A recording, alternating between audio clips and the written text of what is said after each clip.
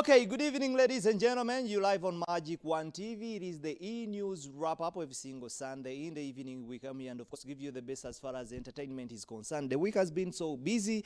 We in a political season, and most of the stories moving around are always about politics, but always entertainment. Chibera chikwata. No matter the situation, entertainment is always there, and we always have stories that, of course, we always have to come here and, of course, give you.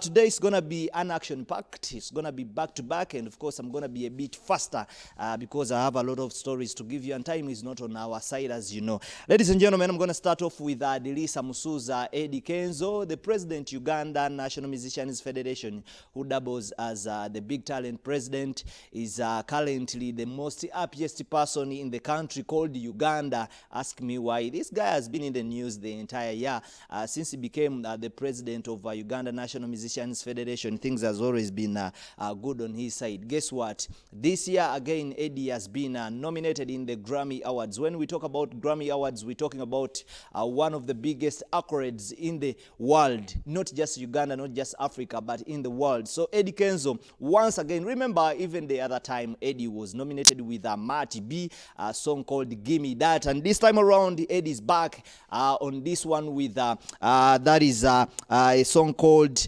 Hope and Love. Hope and Love with, of course, Martin Mahlan.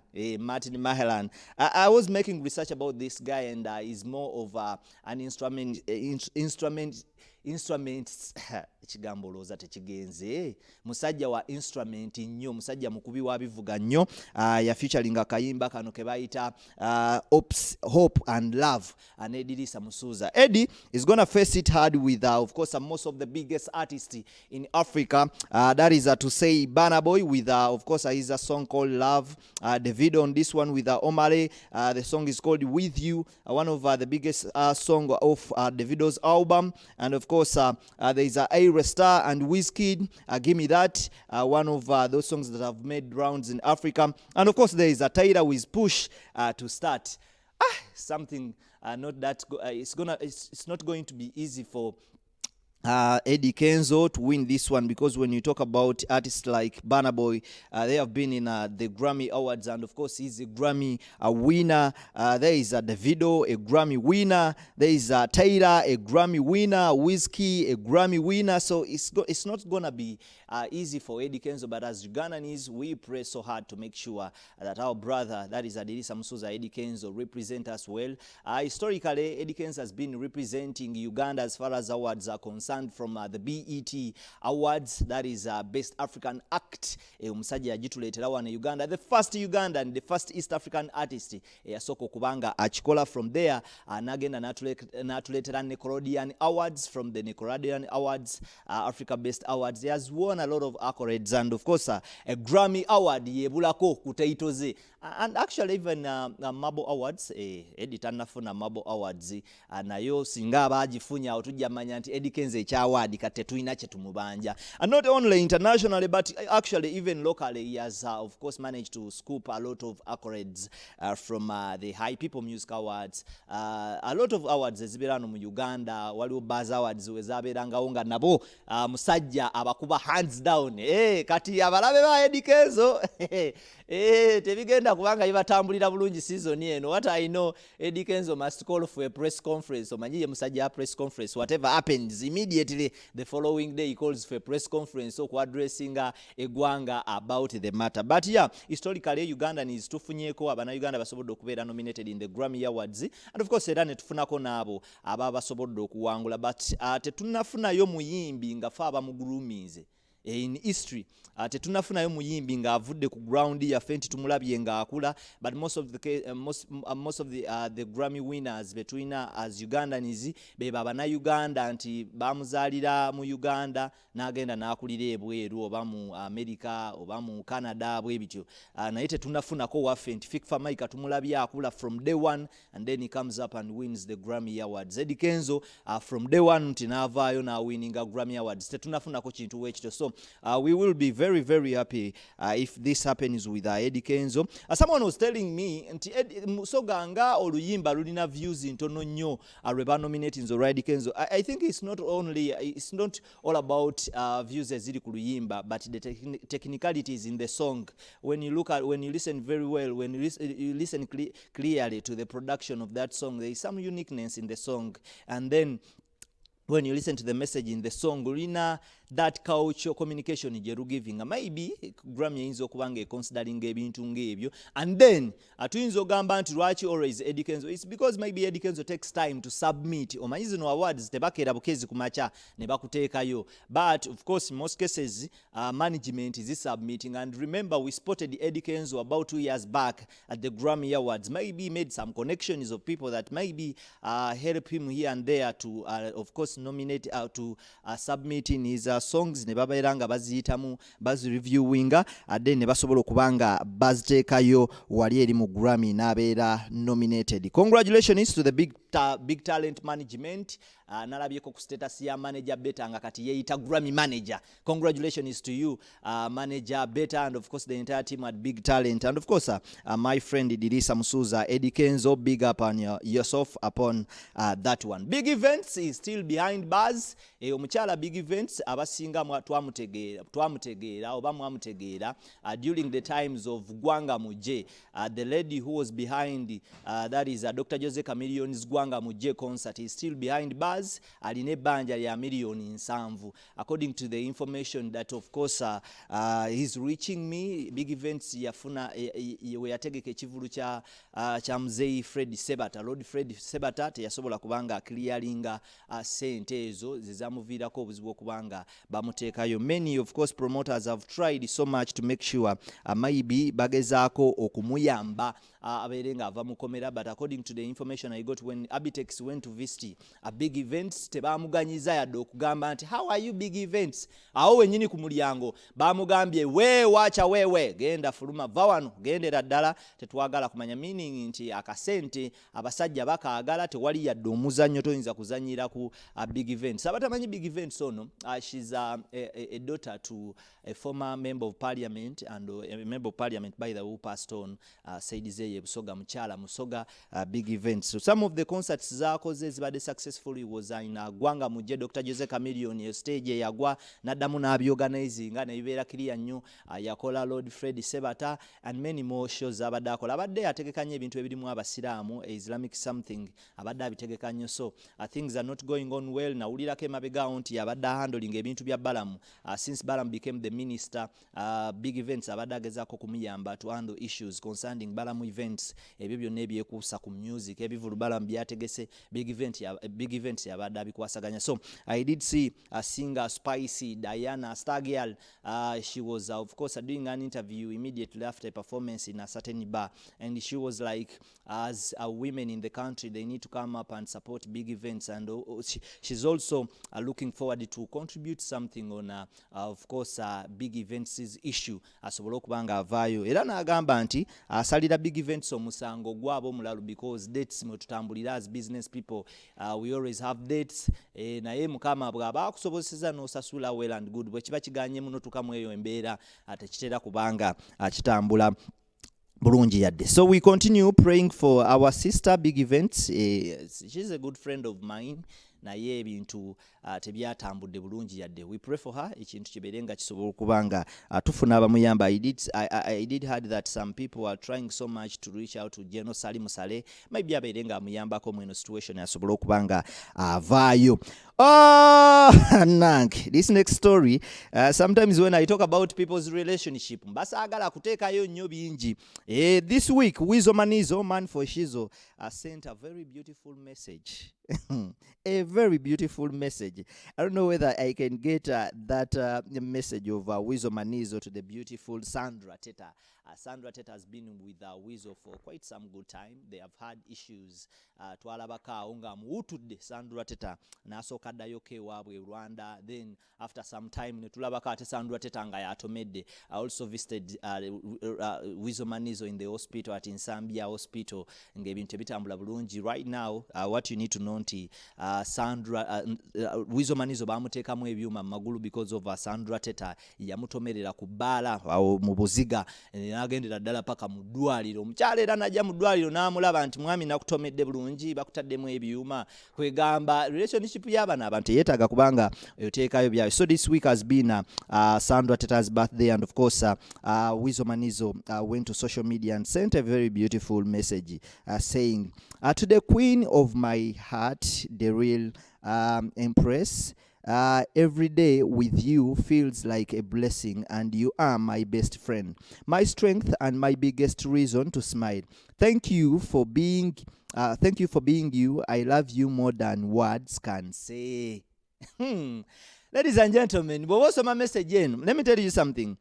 I went to the hospital nga Weasel bakamunookinga bakamutomera.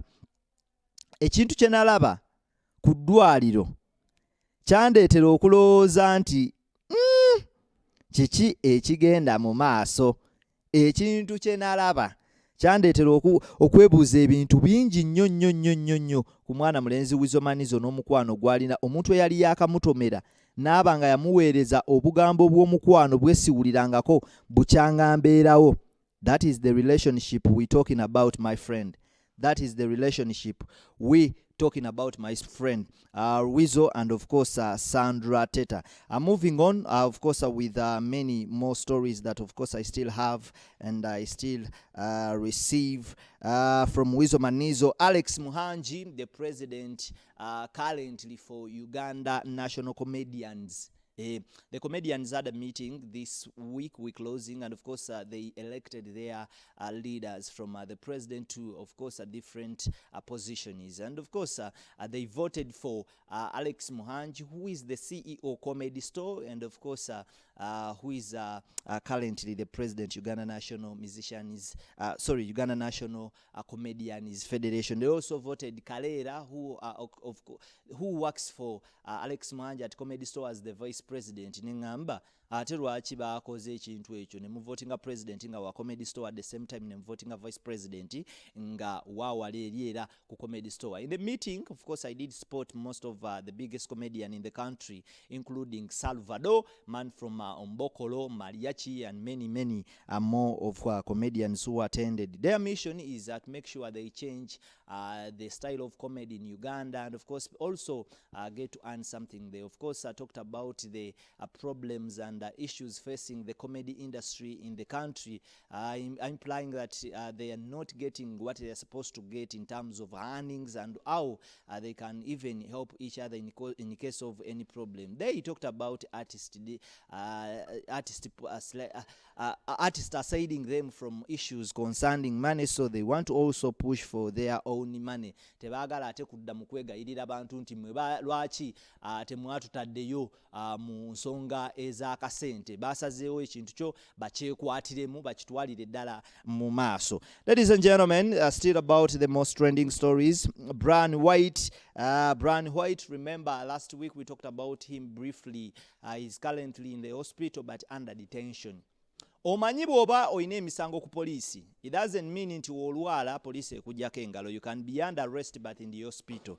Era wabeerawo abasirikale abakukuuma. Woddiramu engulu bw'oti. Abasabo ne bagamba nti according to our examination this person is now okay.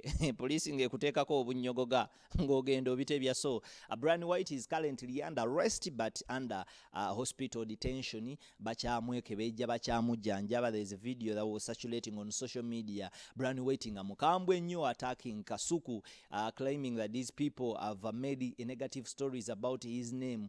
Naye ng'agamba abantu nga bano yababeererawo. Kimuluma nnyo okulaba nti in a situation when he's down, such people comes out and start doing stories about him. Kasuku n'avaayo n'agamba, I have not talked about anything concerning Brian White on this issue. Why is Brian White talking about me? That was Kasuku. Era n'agamba from that time they are no longer friends. Kasuku and Brand White tebakyali bachali. Confirmed by Kasuku ng'agamba nti awo musajja alemezaamu nnyo sinaba mwogerako lwaki anteeka mu bantu abamwataakinga. Ekintu kyamulumye nnyo anaatuka n'okugamba nti tagenda kubanga addamu kubeera akyali wa Brand White. Remember, like what I told you last time, still about the issue that happened at Brand White's home. Waliwo muwala yafiirayo, and the police is still investigating. The family of this young lady is still on social media claiming that the young lady was sacrificed, according to the father's words. When of course we tried so much to investigate the story, the father told us that he of course abadde akimanyi nti Brand White and the lady have always been together, naye nga tamanyi ng'omukwano gwabwe gwenkanawa. About essabo eriri ewa Brand White, Brand White agamba nti ye bw'atyo bw'asinza and he has a right okusinza mu ngeri yonna y'asinza. Of course he spotted some names in the business claiming that they also have amasabe wawe. He said Bobby Wine nga alina essabo nga temwogerako, ewakingisa ngeri yessabo nga temwogerako. So that was Brand White for you in the video circulating on social media. Omusajja mukambwe nnyo, tayagala ddala muntu ayogera ku linnya lye. Last week nali awo nga ndaba Horizon Vibe nga ndaba Calvin ayogera ku Brand White, ne ngamba omusajja tajja musitula. Omusajja nga mukambwe tayagalira ddala yadde omuntu ayogera ku Brand White nga wali olidde ku ssente ze. Now that is a Brand White for you. Moving on, Butcherman regrets leaving Firebase. Butcherman was one of those staunch members of Firebase back then, when it was just about entertainment. When Bobby Wine crossed to politics, of course Butcherman still stood with him. He was there with him. Bobby Wine went to the parliament. Butcherman was there. I think during the times when Bobby Wine was going to contest for presidents, that is when Butcherman came out and also said, I'm going to go and support His Excellency Yoweri Kaguta Museveni. He also had a meeting with His Excellency Yoweri Kaguta Museveni, talked about a lot of issues. Right now, Butcherman is crying, saying he's getting nothing from his support to the Fountain of Honor. He has, of course, talked about Eddy Kenzo ngagamba, and this guy, I've been there for you. I was the one who introduced Eddy Kenzo to the music business. I made him, but right now, Eddy Kenzo has the opportunity to meet the president. Na efe tatuyamba, that is a Butcherman for you. He also cries out, tells Bebe could help him maybe get something from the president. Yagamba mwabasobola okulaba president ba Bebe Cool, Eddy Kenzo, mutuyambe naffe atubeeko kye tusobola ofuna. In of course his own words, he regrets leaving the Firebase, claiming that the people he left in the Firebase who were not even close to Bobby Wine are now of course harvesting a lot, mentioning people like Nubian Lee, who is currently standing for the mayorship position, mentioning people like Alexi, these people are earning and getting a lot from Bobby Wine, yet he was the closest friend to that is the new president Robert Kyagulanyi Ssentamu, Bobby Wine. So we pray for you, Butcherman, ebintu bikutambulire bulungi, but in most cases choices zetukola mu bulamu leading. I hope no one forced you to make any choices of quitting Firebase. And he also talked about, by the way, nti nyimba bazi copywriting. He has no rights of performing the songs he did with Firebase. Taina rights zibanga as performing. So I was saying, Butcherman, the choices we make in life, in most cases, we tubanga far baze making it tetulina kuzejusa, but we just need to look for solutions. If you make a choice and it turns out not well, you're not supposed to come out and cry. As a man, you sit back and make a decision on how you can, of course, maneuver through such situations. That is a Butcherman for you this week. Still, George Chigozi, was, of course, on social media with former lover, that is Prima Kardashian. And, of course, we started getting rumors that these two have secretly been seeing each other in this TikTok live. You know, currently artists have taken it as an advantage to always put up these TikTok lives discussing their family issues, their family matters. Back then they used to say, presenter by no Lugambo, they come on TV and talk about us. but these days mbala abo benyini bebatekako TikTok live and they start discussing themselves. So on a live with the former lover, that is a Prima Kadash, George talked about issues that made them separate. Era namugamba numugamba nti if she ever gets married, amuwenga invitation yabeerewo ku mukolo ayimbe n'okuyimba, because George is very confident nti there is no man who can manage Prima Kadash.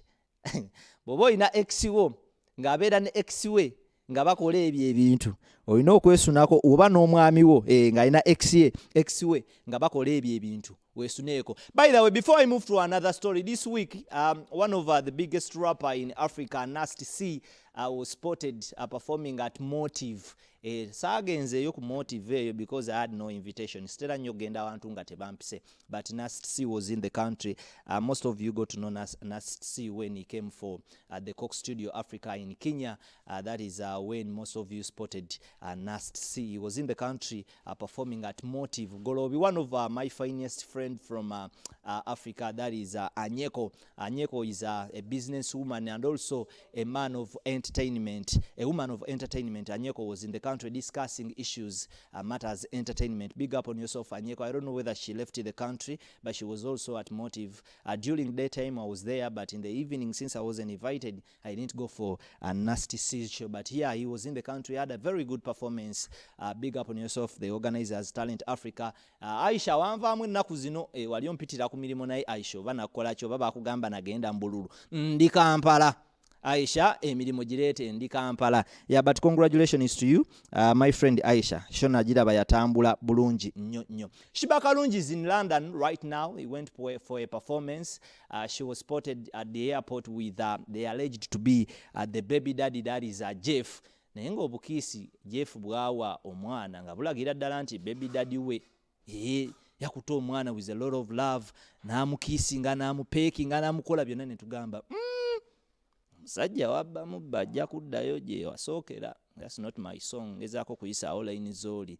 But yeah, we all know the stories ezeetooloolera ku musajja gwe bayita Jeff. He's a businessman and of course allegedly to be the father of Shiba Kalungi's child. Ladies and gentlemen, Shiba was also escorted by a renowned dancer, that is Rita, the dancehall. Rita naku zino wambulako simanyi byatuuka oli eri wali obba ku majja yali abba abagagga nandeeterako naye naku zino sikyamulaba kati yali linnyo ennyonyi. By the way, abayimbi bw'obeera ne your close friend ngomanyi nti ekikukwatako kyonna. We all know ekyasinga okugatta Shiba Kalungi with Rita Dancehall. When they had issues with Spice Diana, Rita yavaayo nnyo n'agamba ako ka Spice ngenda kakuba ku ttaka era n'abanga akakuba there and there. So Shiba n'ayongerera ddala okusembeza Rita Dancehall. I was very happy to see nti yamututekeera ndani wekiro ekino okubeera naye gwe n'obeera n'omuyimbi nga tayinza kutwala yadde wali eri emityana omuyimbi oyo nga tasobola kutwala yadde Kenya. Kala akutwaleko South Sudan oba ofiirayo ofiire. So artist, by the way, even Dr. Jose Chameleone is good at that. Wabeera n'omuntu agezaako nnyo okumakinga sure nti waba afunye ka show nga bamugambye tukuwayo abantu bataano ogenda olaba nga ataddeko bakyalibe ba black ku kido babeerako ba DJ waliwo gaya DJ wa Chameleone abeera nnyo ku kido abeerako n'amutwala waliwo n'abayimbi batwala yatwala Lilipazo eyasooka okulinyisa Lilipazo ennyonyi. So abayimbi kyamagezi nnyo ennyonyi eyo nno terinyika omuntu womulinyisa ku nnyonyi takujja mu mutwe gwe. What I know right now, Rita Dancehall y'omu ku bantu abasanyufu olwa mwana muwala Shiba kye yakoze. It's not only Shiba but also King Saha is in London for a performance alongside Shiba Kalungi. Wish you the best. Ekintu kansubire mu kitambuza bulungi. My friend Aroma has a new song with the Fire Baby. She talked about how they linked up, how she managed to speak to Fire Baby. That is a win in watch to have a good song which is actually officially out. You can go and of course check it out. Enjoy the greatest music from that girl, that is Aroma Music. Still crossing to the international market. I won't waste a lot of time. This last week we talked about Tanzania and Diamond Platinum. Still this week officially president we Tanzania yalayira bamulangirira sikulayira bamulangirira officially the electoral commission of TZ of course announced her as the winner of the past elections, and a few celebrities bebajjayo omutwe, and people of course were discussing why Diamond Platinum didn't come out and congratulate the president, yet he was in the campaigns. Abantu bagamba nti kasajja kankwe ndozolaba how hard it is to manage life. Last time they were complaining, why are you supporting this person, we don't like you, we want to come and attack you. So when they announced the president, a section of people started saying, this man ekitegeeza president yamwagalako byeta mwagala byaddala. So life is like that, bagenda kuteekawo wakati mugwawo ng'olina okusalawo ki ekituufu kyolina okubanga okola okubanga ogenda maaso. This week on my online platform I hosted Luzi, the trending member, aspiring member of parliament, that is Kampala, Honorable Luzi Abraham. Yagamba nti okumuwa akalulu kiyamba gwe tolina kyomuyamba okumuwa akalulu, era nakugamba nti wanaago ajja kola pate nnene nnyo okubeebaza nti mwebale kumuwonya ekizibu ekyokumusabiriza. Yagamba oluseke bw'oba ogenda gyali tolusuubira. I don't know whether my producer can get some video of or a picture of Honorable Luzi, but yeah, I wish him the best.